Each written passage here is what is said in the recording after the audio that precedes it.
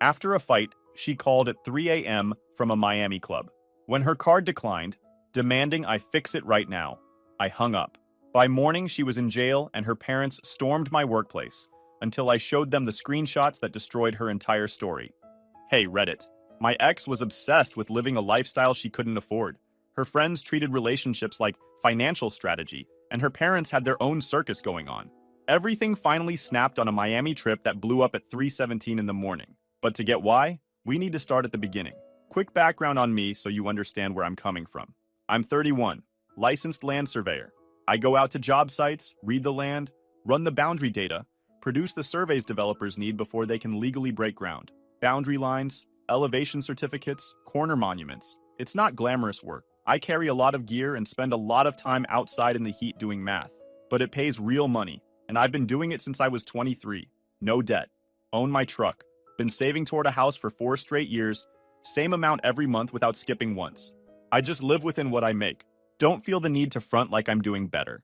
That last part is kind of the whole story. Brooke was 26 when we met. Backyard party, late July, one of those nights where it's still hot at 10 p.m. and everyone ends up standing around a fire pit they don't need. She was funny and sharp and dressed well, and she laughed at things that were actually funny instead of just laughing to be agreeable. We talked for like 2 hours. I texted her the next morning. By October, it was real. By the following spring, I was serious about it. By the time she turned 28, I had a ring and a plan. We weren't living together yet. That was on purpose.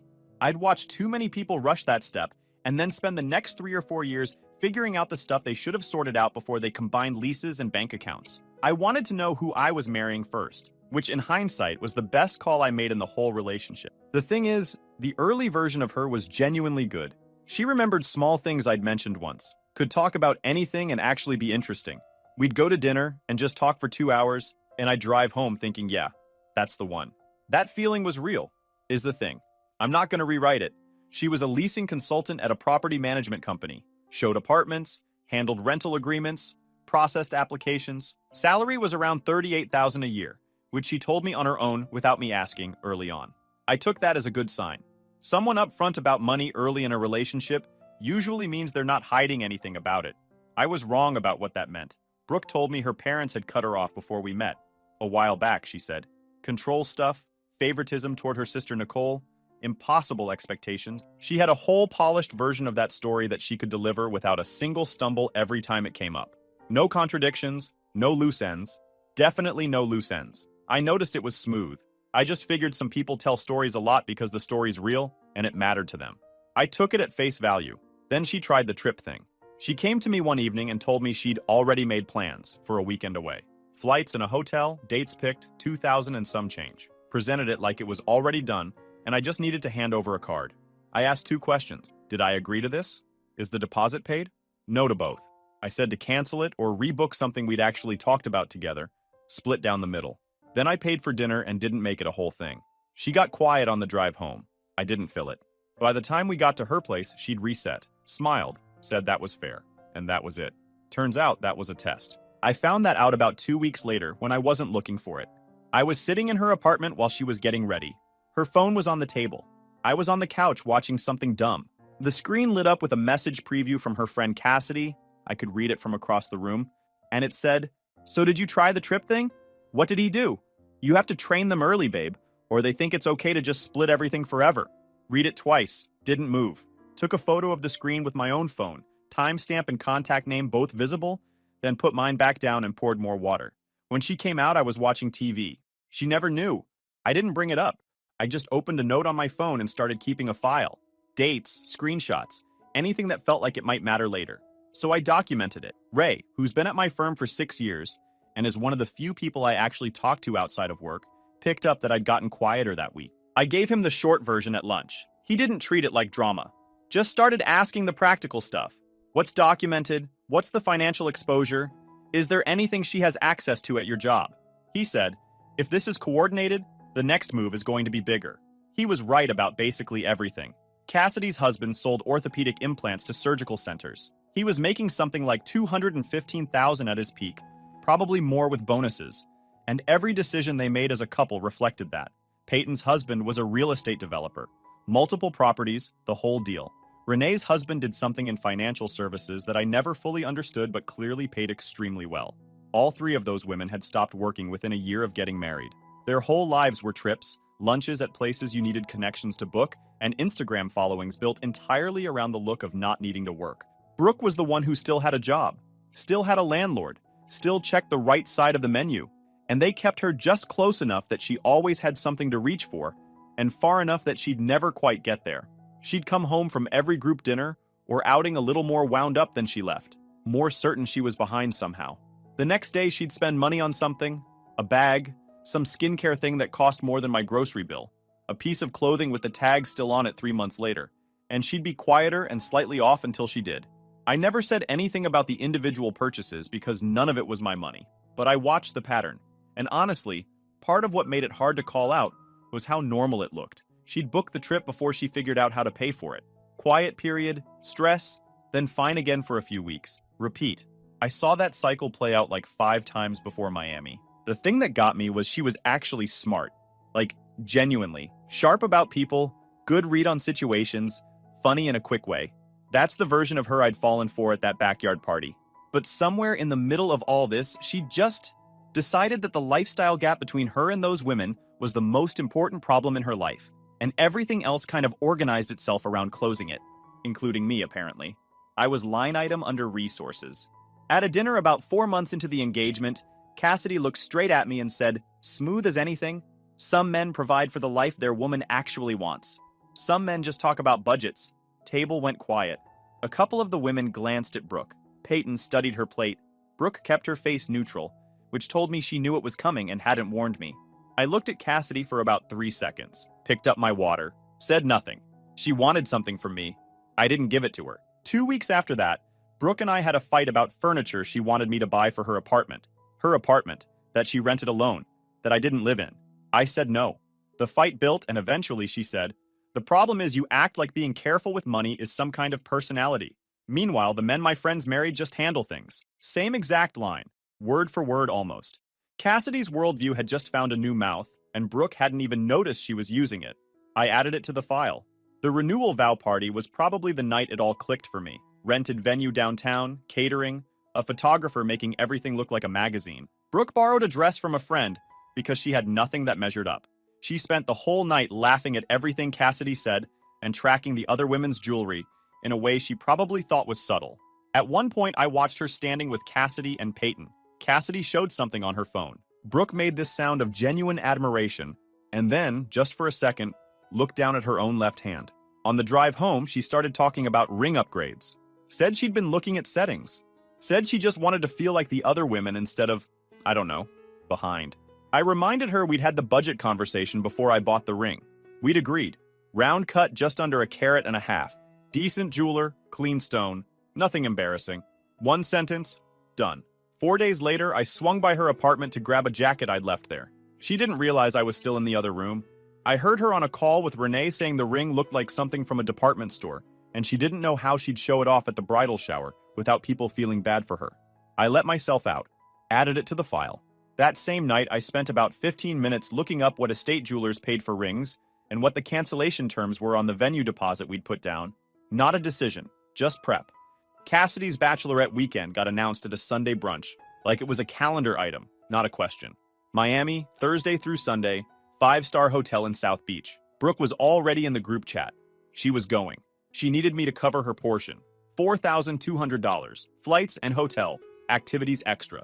I said no. We were saving toward a wedding and a house. $4,000 for a long weekend I wasn't invited to wasn't happening. If she wanted to go, she needed to fund it herself, or have an honest conversation with the group about scaling back. The fight lasted 3 days. She said I was controlling her social life, jealous, trying to keep her small. She said Cassidy's husband had sent Cassidy a whole travel card without being asked, just as a gesture. I said I wasn't Cassidy's husband and wasn't going to make my decisions based on what someone else did with their money. She said that was exactly the problem with me, that I treat generosity like a budget line instead of just doing it. I didn't raise my voice. I said, $4,000 for a trip I'm not invited to is a no, regardless of what anyone else's husband does. She left and stayed at Peyton's for 2 nights. I'm sure that group chat had a very active 48 hours. Those 2 nights were quiet. Gym, food, sleep. That's when I realized how much effort I'd been spending managing her mood. She came back calmer. Didn't make me feel better. When she came back, she had a new angle. Her dad, Richard, had offered to pay, she said. They'd talked. He was in a better place. Wanted to support her. Wanted her to have this experience. I sat with that for a second. Richard had supposedly cut Brooke off years before we met. In all the time we'd been together, I'd heard his name maybe a dozen times, and it was always in the context of what he failed to provide. Now he was volunteering $4,000 for a bachelorette weekend in Miami because she asked once. That math didn't work. I told her, if the money is real, I have no problem with you going. But if the story isn't true, that's a serious problem. She said I was being paranoid, said she needed me to trust her, so I let it go. I had no proof yet, and she'd already shown me she could reset and smile in about 30 minutes. She left Thursday morning with 2 bags and the energy of someone who'd gotten away with something. She kissed me at the door and said she'd call every evening. She sent a few texts the first night. Pretty normal check-in stuff. How was your evening? I miss you already. After that, it was mostly Instagram stories with no direct messages. Thursday evening, I got a text from a number I didn't have saved. It said, miss you already. Told Nate my dad is covering it, LOL. He bought it. Miami, baby. Don't forget what I said. I read it twice. Put my phone down. Read it again. Replied, who is this? 3-minute gap. Then, oh my God, I am so sorry. Wrong contact. Please just ignore that. I screenshot both messages with the timestamps and forwarded the whole file to Ray with one line. The dad story was a lie.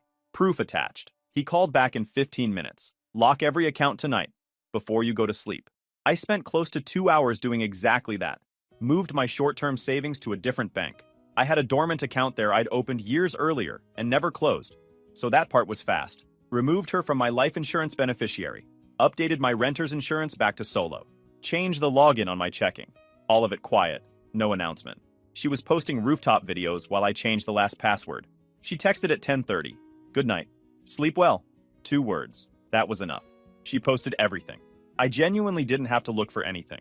Thursday night, waterfront restaurant, wine bottle I recognized from a menu I'd looked at once. That bottle was around $135 at that location. Friday morning, poolside, dual cabanas at the hotel. The kind that come with a server. Caption, living. Don't wait up. Friday night, she posted from a rooftop club. Caption, VIP, being taken care of. Thank you, Dario. 4 stories in a row. Third one had a guy in it, standing close, his hand on the small of her back. She was smiling at the camera.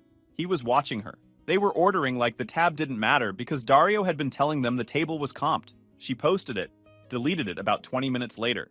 I'd already taken a screen recording. A little later, she posted another clip tagging him like he'd sponsored the night. My favorite energy. Then deleted that one too. I already had it. Saturday afternoon, she sent one text. Best trip ever. Glad you're having fun. She'd gone to Miami for 4 days and spent like the bill wasn't coming because she already had a plan for the bill. I was the plan for the bill. I put my phone on silent around 11:30 and went to sleep. She'd complained about that habit twice in the past month. Said it felt isolating. Said she needed to be able to reach me and that me turning my phone off felt like I was choosing to be unavailable. She knew exactly when I'd be unreachable. She'd mentioned it more than once like it was something I was doing to her on purpose. The call came in early Sunday morning, after last call, when she knew I'd be dead asleep. It still didn't work out the way she'd calculated. The call came in at 3:17. I looked at the time the second I picked up. Her name on the screen. Club noise before I even got hello out. She didn't say it back.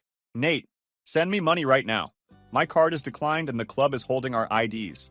I sat up. Asked how much. 6,200. They took our IDs when we opened the tab at the beginning of the night. Dario told us the table was comped, but the club says there's no comp and they won't release our IDs until the bill's paid. Security is blocking the door. They're calling the police. What happened to your father's money? Silence. Club music. Then, he covered the hotel and the flights. We spent more than expected. Nate, just send it. I'll explain everything when I get home. Call your promoter, since he bought the fantasy. Her tone shifted. The urgency drained out and something harder came in.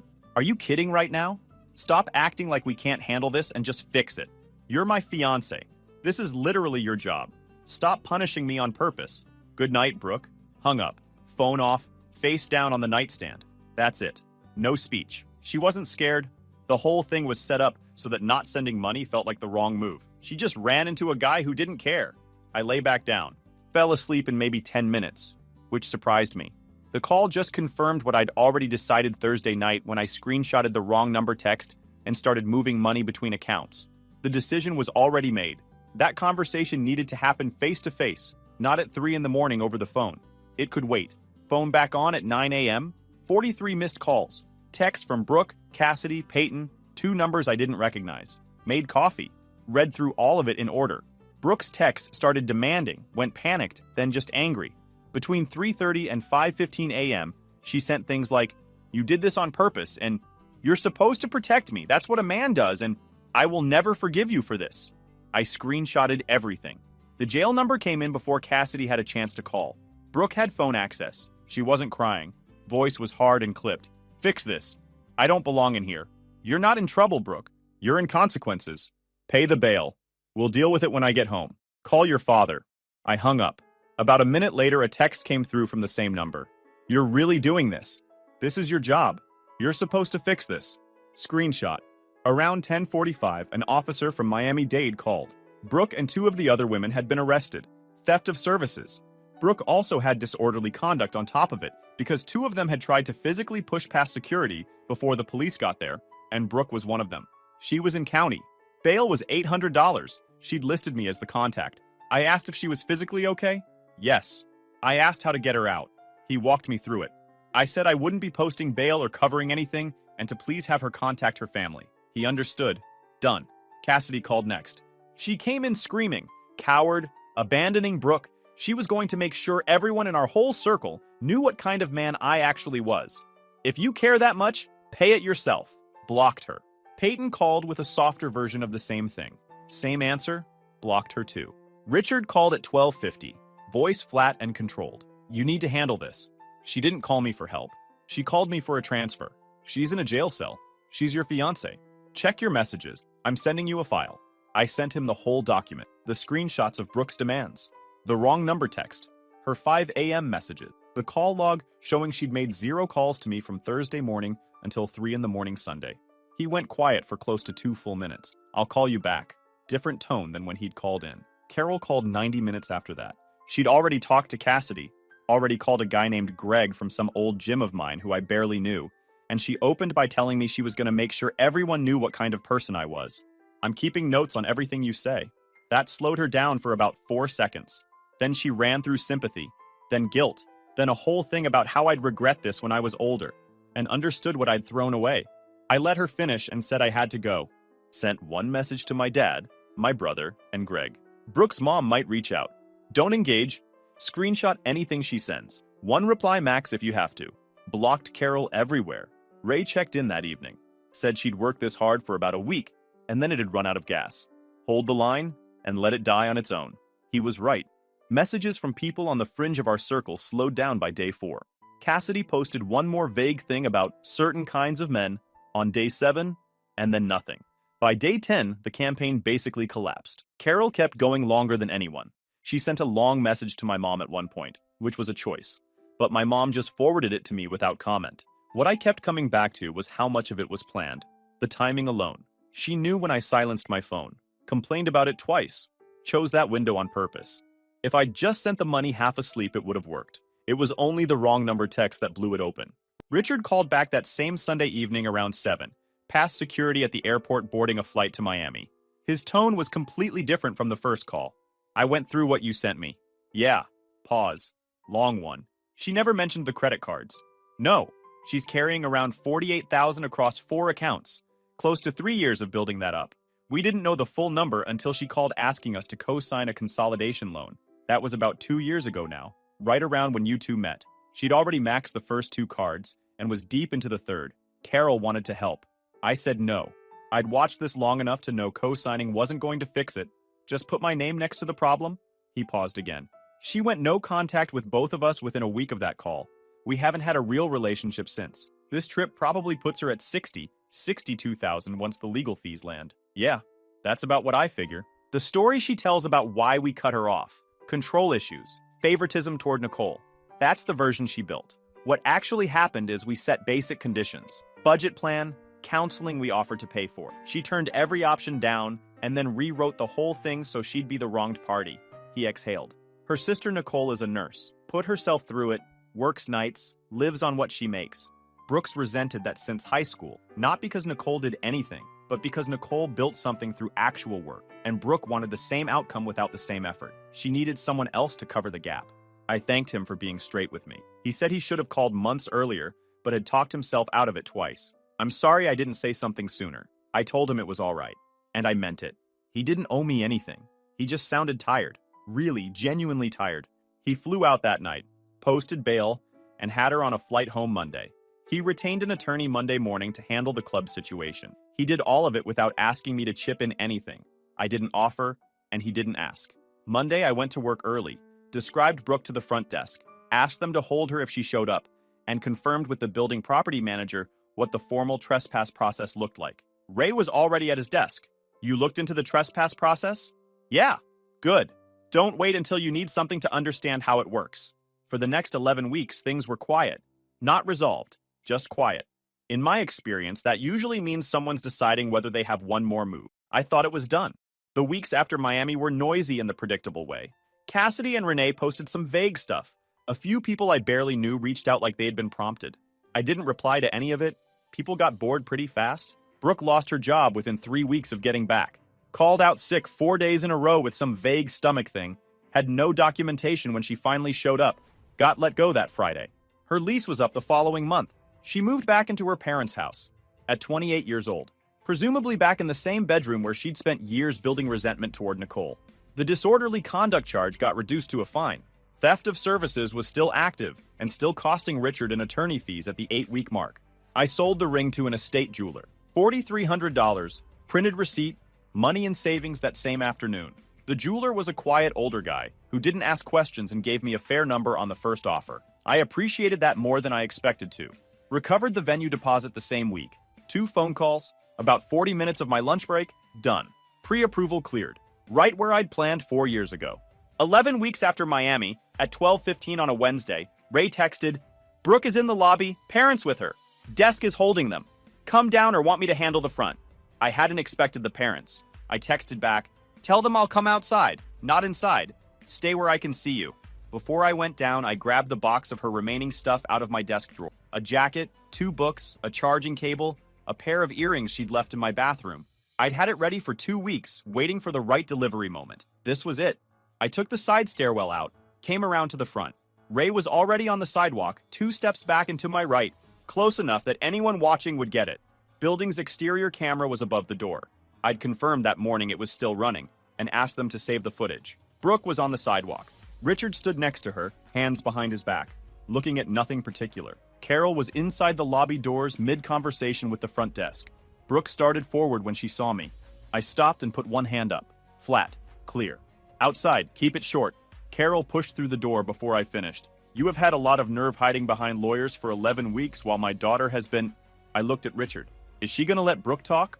He said Carol's name once. She stopped. Barely. Brooke squared up. You could tell she was working to keep it together. "I'm not here to fight. I want a real conversation. You've been blocking everything, and I think after everything we were to each other, I deserve more than just nothing. We had a real conversation. You called me at 3 in the morning, told me to stop acting broke and fix it.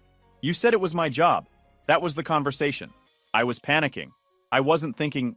Your exact words were, 'Stop acting broke and fix it.' Then, this is your job." I let that sit. That's not someone scared and asking for help. That's someone whose payment method stopped working. Carol started again. Richard said her name before she got 3 words out. And then Brooke said it. "You were supposed to take care of me. That was the whole point of being engaged." Nobody moved. Richard turned his head and looked at his daughter. Slowly. "Say that again." She blinked. "I just mean when 2 people are committed to each other. There's supposed to be..." "No." He stepped forward, put himself directly into it. "You said the whole point was for him to take care of you. Out loud. In front of witnesses." Her jaw went tight. "You're twisting it. I watched the club footage." Richard's voice stayed completely level. "The manager sent the clip to the attorney during the negotiation. I saw your group try to walk out without paying. I saw security block the door. I saw you on the phone in the corner, not scared, not upset, just working the problem." A pause. "And I flew to Miami anyway because you're my daughter. I posted the bail. I retained the attorney. I sat across from the club manager for 2 hours and got that tab knocked down from 6,200 to 2,400. Because that's what I do when you need me. He looked at her steady. And the reason any of that had to happen is because you built a lie and sold it to this man for months. So you could go spend money you don't have with people who aren't going to be standing on any sidewalk for you when things go sideways? Carol started. Richard looked at her once. She didn't. Brooke looked at me. She was losing it. You're gonna stand there and let him say all of this? He's not wrong. So he's on your side. My own father. I'm not on sides. Richard's voice stayed low. I'm standing here watching you tell a man who had nothing but good intentions toward you that the point of being engaged was for him to take care of you. That's the same thing Nicole's been saying to me for 2 years. You don't see people, Brooke. You see what they can do for you. That one landed. Nobody said anything. Carol looked at the sidewalk. I walked the box over to Richard, not to her. He took it. I appreciate the call you made, I said. Straight up. He nodded once. I looked at Brooke. We're done. Don't come back here. Went inside. Door closed behind me. I heard Carol start up the second the door shut. Heard Richard say her name again. Then nothing. Ray came in behind me. We took the stairs up. Ray didn't say anything until we were in the hallway. Richard said the quiet part before you had to. He'd been sitting on it a while. Yeah. He pushed the stairwell door open. That looked like a man who got tired of protecting the wrong story. I went back to my desk. Had a site review in 45 minutes and a boundary dispute file I needed to finish by end of day. I opened the file. Ray leaned in the doorway a few minutes later. You good? Yeah. Lunch later? Sure. We went to the sandwich place 2 blocks over. He got a club sandwich. I got a turkey melt. We sat by the window and he didn't ask me to talk through any of it, and I didn't feel the need to. We talked about the boundary dispute file, a survey job coming in next week, and whether the backyard on the property I liked could be graded without a contractor, or if that was the kind of thing where you really needed a machine and a permit. Ray thought I could probably do the clearing myself, but that the drainage correction would need a machine. I disagreed. We went back and forth on it for probably 15 minutes. That was exactly what I needed. 3 days later, Brooke came back alone. 9 in the morning. Front desk recognized her, held her, called me. I had them contact the building property manager directly. By noon, a formal trespass notice was filed and served. She was documented, her vehicle logged, all of it timestamped. I sent Richard one text. She came back to my building alone. Trespass filed. Keep her away from my workplace.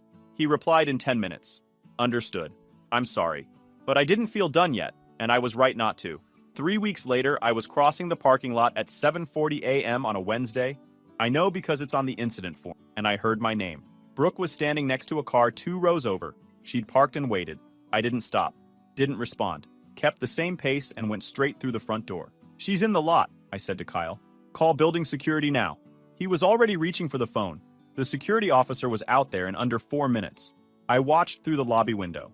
Brooke was talking, then louder. Then the officer stepped in front of her and walked her toward the exit lane. She didn't go quietly, made enough noise that a couple people on the sidewalk stopped to look. He had her off the property in 8 minutes. Came inside, handed me a printed incident form to sign. I signed it and kept a copy. Both calls, property manager and our firm's attorney, before 9:30. The property manager flagged her vehicle and updated the trespass record. The attorney had a no-contact notice drafted by early afternoon, addressed to Richard's house, spelled out that any contact at my workplace meant an immediate harassment filing. That evening, I texted Richard. She came to my workplace parking lot this morning. Security removed her. A formal no-contact notice is going to your address tomorrow morning. Any further contact, and the next step is legal. He replied in 5 minutes. I will make sure this stops. I am deeply sorry. It stopped. About 2 months after the sidewalk showdown, Cassidy posted one final thing about women who outgrow relationships that can't keep up with their potential. A couple of mutual acquaintances forwarded it to me, asking if I'd seen it. I posted one screenshot. Brooke's text from that morning at the jail. You're really doing this. This is your job. You're supposed to fix this. No caption. Just the text and the timestamp. I didn't check the responses. Thread went quiet in a few hours. Cassidy's post was gone by the next morning. The theft of services charge resolved about 2 months later through some kind of deferred prosecution deal Richard's attorney worked out. Financial restitution. Mandatory financial counseling. I only heard about it because Ray saw it and mentioned it. I hadn't been following it. 2 weeks after the no-contact notice, I drove out to look at a house my realtor had been pushing. 14 minutes from the office, detached garage, backyard that needed work. Good bones. Numbers worked. I walked it. On the way back to the truck after that first walkthrough, I called Ray. Bones look solid. I'm gonna make an offer. About time, he said. I paid for a pre-inspection that same week. It came back clean on everything that mattered. Made the offer Monday morning. Pre-approval cleared. Seller had no competing offers. Signed and under contract by Wednesday. 2 weeks after we went under contract, the lender emailed the closing disclosure, and I drove over on my lunch break to sign it in person. That same afternoon, the appraisal came in at value. My realtor scheduled the final walkthrough, and I met him at the house with a tape measure, a flashlight, and a notebook. We checked outlets, ran faucets, opened windows, tested the garage door, and walked the yard line by line while I marked the low spot where water would pool. After the walkthrough, I stopped at the hardware store, bought new locks, 2 motion lights, and a camera kit, then swung by the office to drop the incident form and the no-contact receipt into a labeled folder for our attorney. Closing morning, I took the first appointment, signed until my hand cramped, wired the funds, and got the keys in a plain envelope. I drove straight to the house, changed every lock, bolted the lights up, and set the cameras to record. By dusk, my truck was backed into the garage, the first boxes were stacked inside, and the old file was sitting in the glove box where it belonged. I taped the folder shut. If you enjoyed this video, please hit that subscribe button. It really helps the channel and help us bring you more and better stories. Thanks. Stories. Thanks. Stories. Thanks. Stories. Thanks.